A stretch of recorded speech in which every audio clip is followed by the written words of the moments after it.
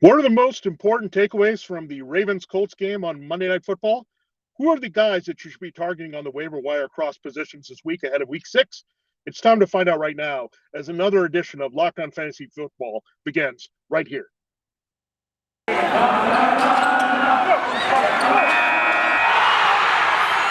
are Locked On Fantasy, your daily NFL fantasy podcast. Part of the Locked On Podcast Network, your team every day.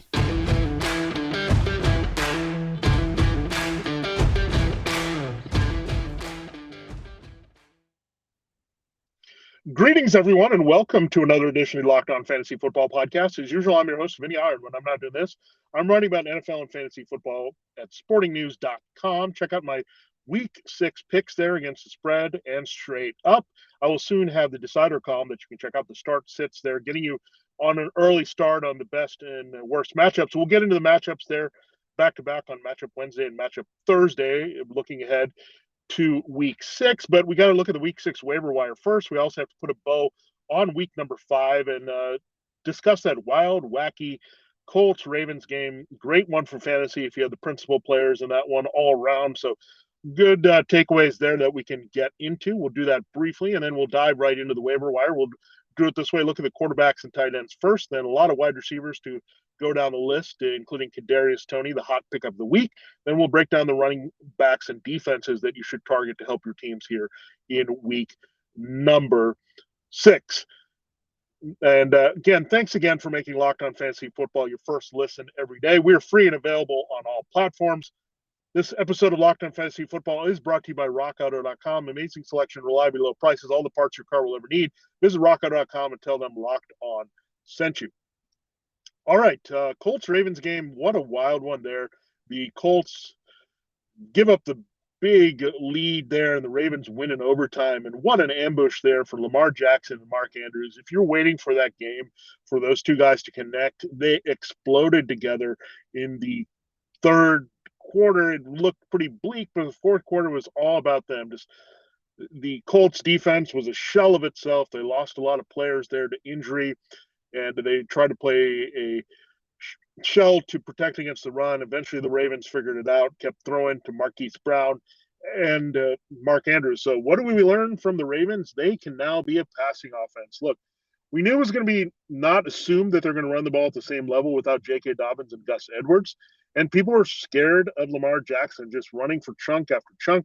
He still ran pretty well against the Colts, and we know that. But over 400 yards passing for the first time in his career. He was locked into all of his receivers there. So Lamar, I think, turned the corner as an elite fantasy option there, that he can get it done with his legs and have that high floor, but also now has that massive ceiling. We've seen in the past, but it's always been like 250-yard games with multiple short touchdowns. But here he did it with yardage. He did it with accuracy, just methodically moved the ball down the field all over. So Lamar, it's pretty high. If you can trade him now, this is a good time to do that. It's going to get tougher as we go along the season. The Chargers matchup a little bit more difficult this week, but still, Lamar feeling it. Mark Andrews, we knew he was building up to this massive Mark Andrews type game where he had multiple scores and was going to do damage, and we saw it. So Mark Andrews is a big part of what they do. They finally got him going with Marquise Brown. Now they'll add Rashad Bateman in the mix here. We'll talk a little bit more about him on the waiver wire, which will add a little bit another element to this offense, but still a lot of this offense, and if they get pass happy, he's going to funnel into Brown and Andrews, and we're going to love that here going forward. From the Colts side of things, they had some things working as well. Campbell looks like a big part of what they're going to do, but definitely Carson Wentz to Michael Pittman, as we expected, is the premier combination there, quarterback and wide receiver. Carson Wentz fully healthy, looking pretty good here, distributing the ball. He also has Jonathan Taylor making big plays out of the backfield as a receiver and runner. So this Colts offense, very slow start. We know they started 0-3. They're still 1-4 after blowing the game there, but still a lot of things to look forward to with this Colts offense. The hard part of their schedule is gone. They get the Texans this week. So also a waiver wire alert there for you with Wentz, and that's a good transition. He's a guy that I would go after. I mean, he's now had a good 20-point-plus performances of late when healthy, and this Colts passing game is going to get T.Y. Hilton back. They got two pretty good tight ends as well, Jack Doyle and Mo Alley Cox, to help young receivers Pittman and Campbell. So, yeah, I really like where this Colts offense is starting to go. The matchups are going to get better. We know they got out of the Titans matchup early, but They still have a couple with the Jaguars, a couple with the Texans. So, yeah, all kinds of good stuff available, I think, in that Colts offense. Carson Wentz would be my number one target there after Monday Night Football. Taylor Heineke, people might have dropped him in that Saints matchup, but he gets the best matchup overall against the Chiefs and their banged up defense here. There's going to be high volume game script and all that. And I know it's just Terry McLaurin and Antonio Gibson, J.D. McKissick, Adam Humphries, but there's also a guy that you can look at tight end who's going to help with Logan Thomas out. So Taylor Heineke's starting to feel it in the right matchups. He's a hard guy to trust again, but he can give you some running production as well.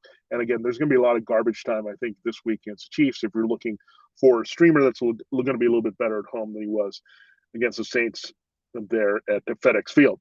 Now, Ben Roethlisberger having a little bit more relevance. I wouldn't go bang the table for him and try to pick him up in a lot of leagues, but people dropped him, maybe giving up. But he looked pretty good last week. The offensive line played better. The running game kind of set things up there. Maybe this will help where there's no Juju Smith-Schuster, where he just focus on Deontay Johnson and Chase Claypool. Those are his top receivers anyway, and not these short pass attempts that he'll be kind of tempted to throw with Juju out of the mix here. So Juju, by the way, out for the season, probably with the shoulder injury. So tough break there. Juju, free agent. He signed a one-year deal to come back. But now this offense can move forward with those two guys. We'll see if James Washington can return from his growing injury to also give them a target. And we also know Pat Freiermuth, the tight end, as well as Harris out of the backfield, could have bigger rookie roles in the passing game as things go on. Now, if you're really desperate, you're a Russell Wilson person here. Again, Wentz would be my top replacement in the short term for Wilson and maybe Heineke if you're looking in that direction. Big Ben on the other side of the Seahawks matchup. But the Seahawks also have Geno Smith. He's got the keys to a pretty good offense here with DK Metcalf and Tyler Lockett. He looked pretty good there. He did throw that interception, but part of it was Tyler Lockett falling down on that last-second drive against the Rams. But otherwise, Geno looked pretty comfortable in what Seattle's trying to accomplish with their offense with Shane Waldron here. So, again, he's going to have some opportunities. The defense still sinks for Seattle on the back end. There's going to be high passing volume for Geno Smith again.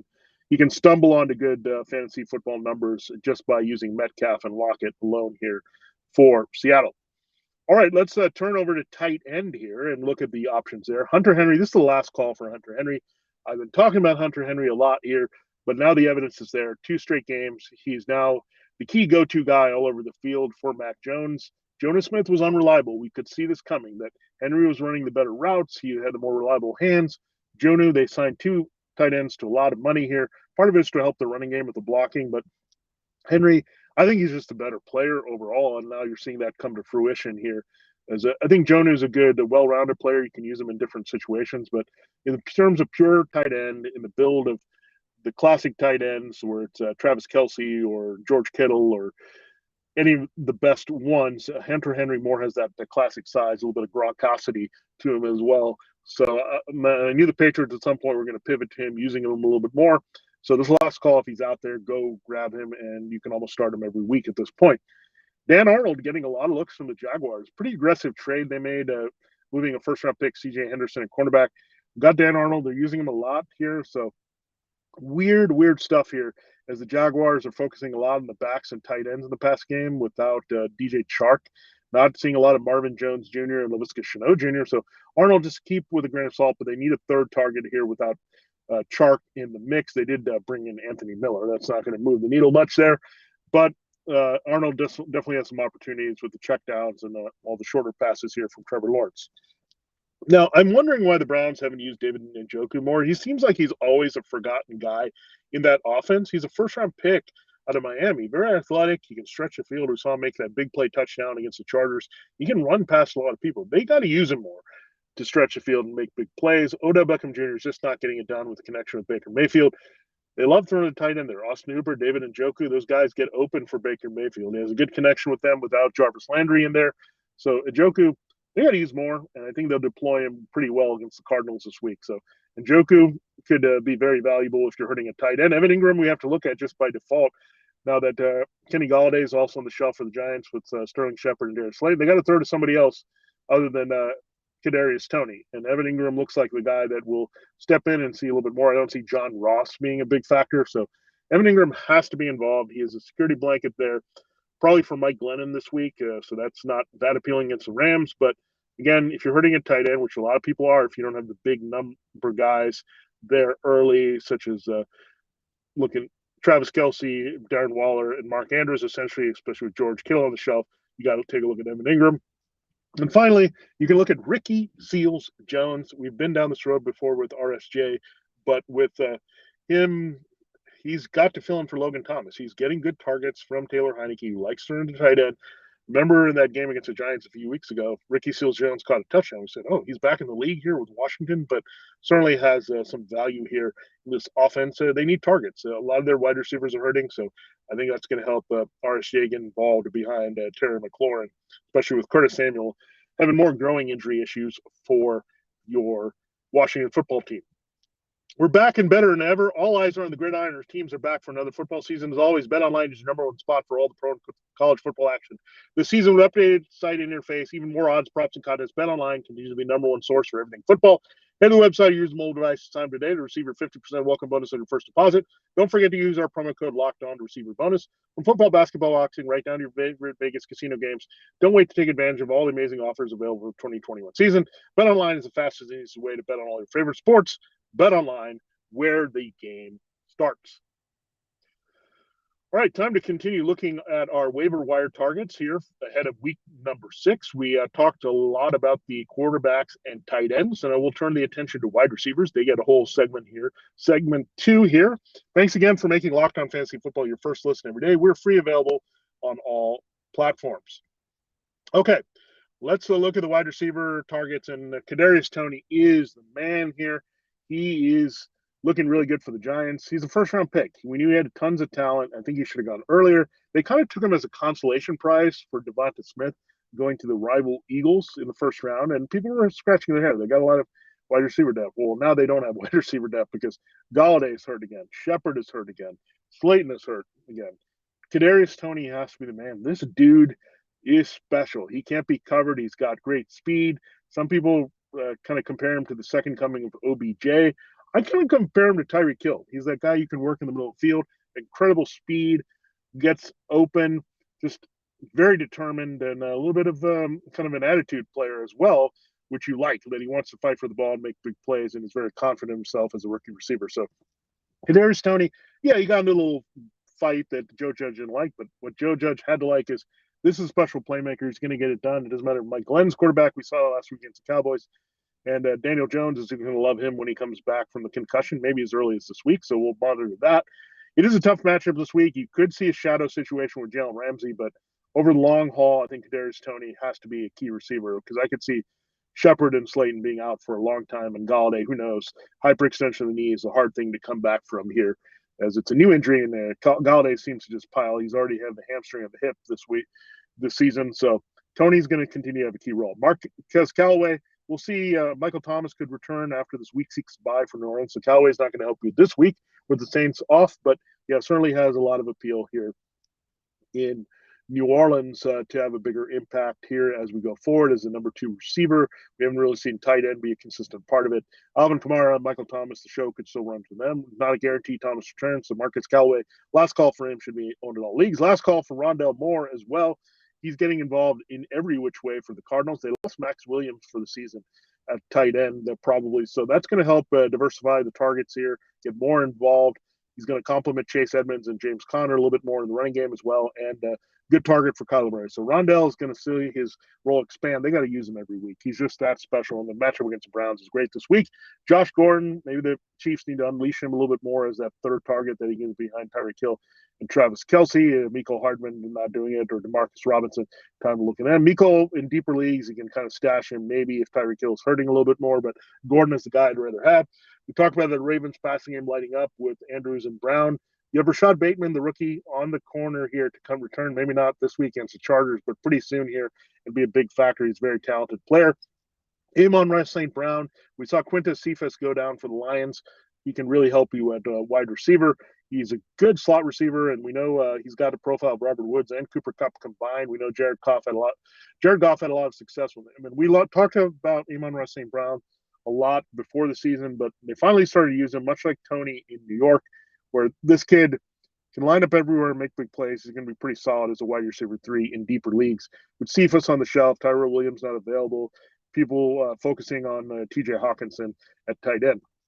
Hunter Renfro needs to be owned in every league. He's not a high upside guy. He's not going to dazzle you, but he's getting the key targets from Derek Carr every week.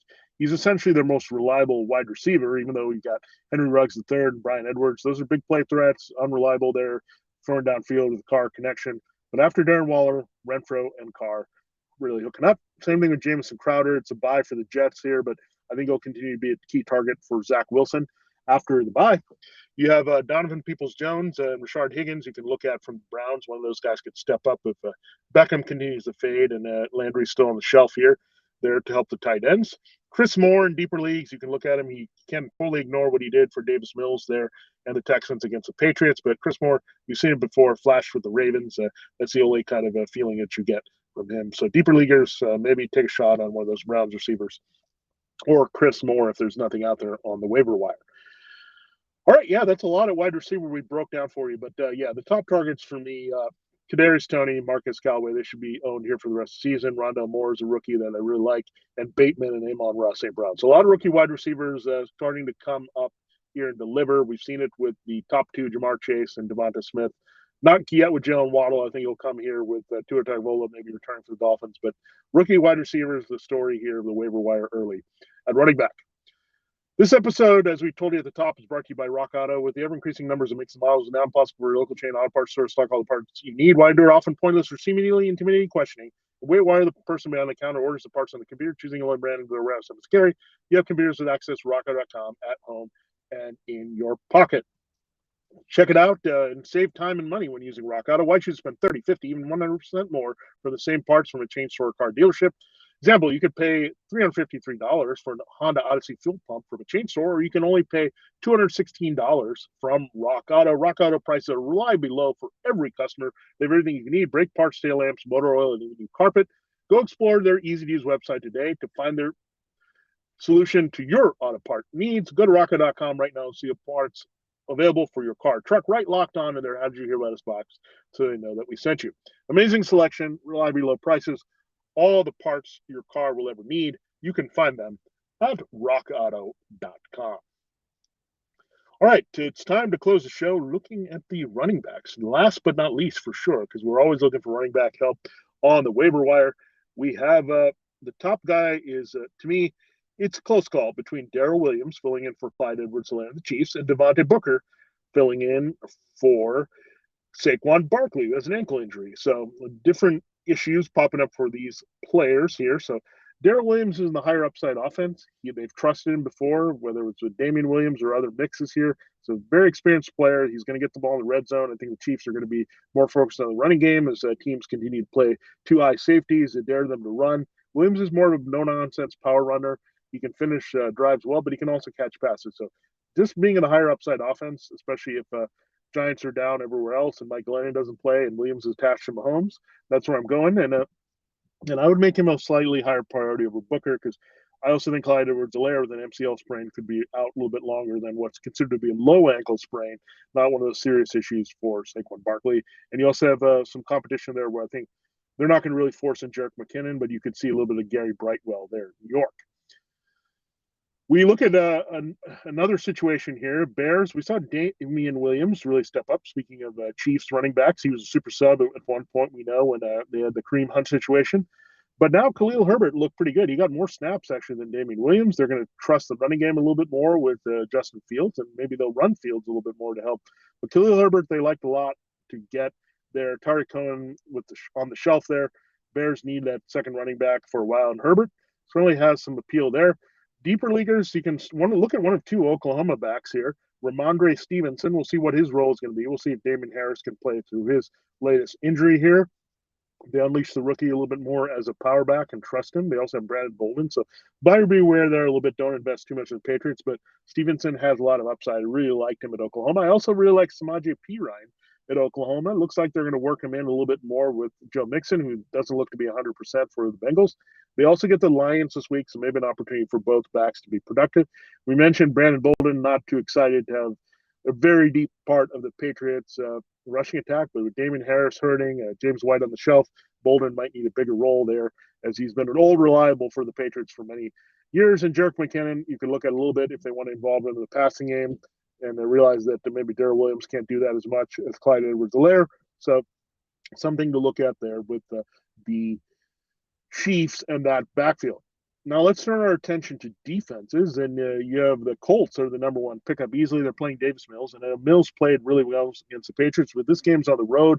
The Colts are a little bit worn down from that long game, and they're beat up there, but Mills can always make a mistake. The Colts tend to play better defense at home and have enough playmakers, such as Darius Leonard. Now we look at the next team, the Dolphins. They're getting the Jaguars this week and playing out there in London, so Jaguars make a lot of mistakes. The Dolphins defense has to be challenged here. They've been terrible all year. I know it's a little bit of a trap because Jaguars could run well against Miami, but Miami has too good of players to be terrible again in this particular bad spot here for the Jaguars. And on the other side, you can look at the Jaguars defense. Tua Tagovailoa may return for Miami. That actually may not be a good thing for their offense. So Jacksonville played a little inspired with this home game far away across this pond here, and could have an impact. So a couple of streaming defenses on cheap in the Dolphins and Jaguars that a lot of people may avoid. The Bengals also, you can look back and play with them as they go to the Lions. Now, be wary. The Lions can make you disappointed in defense, but Jared Goff can also turn it over. The Bengals are intercepting the ball and getting good sacks with Trey Hendrickson. Also, you can look at the Packers on the road in Chicago against Justin Fields. Fields still making mistakes. The game script should be in favor of the Packers, where they can tee off a little bit with their pass rush, even without Jared Alexander and Zadarius Smith in the lineup for them this week. So a lot of good stuff on the waiver wire. Concentrate. We want to get to a lot of players, and we did here. So good run of looking at quarterback, tight ends, wide receivers, running backs, and we give you a comprehensive look here on Locked On Fantasy Football all the time. Thanks for making Locked On Fantasy Football your first listen every day. Again, we will start breaking down the games of Week 6 with Matchup Wednesday tomorrow, and Matchup Thursday follows that. We have 2 less games, only 14 on the schedule, so we'll do 7 and 7 there. And then we'll close it all, as we do at the end of the week, DFS look here with DraftKings and FanDuel. So break that down, as well as the injury updates you need to know, and any takeaways from our Thursday night game of the week, which is Buccaneers Eagles, which we'll break down tomorrow. Now, make your second listen to the Peacock and Williamson NFL show. Brian Peacock and former NFL scout Matt Williamson give you the expert NFL analysis in less than 30 minutes. It's free and available, like this show, on all platforms. This wraps up another edition of Locked On Fantasy Football. Is your Pickup Tuesday waiver wire show. Good luck in making all your claims with your free agent acquisition budget and waiver wire pickups. And we will see you tomorrow, breaking down the games of week number 6.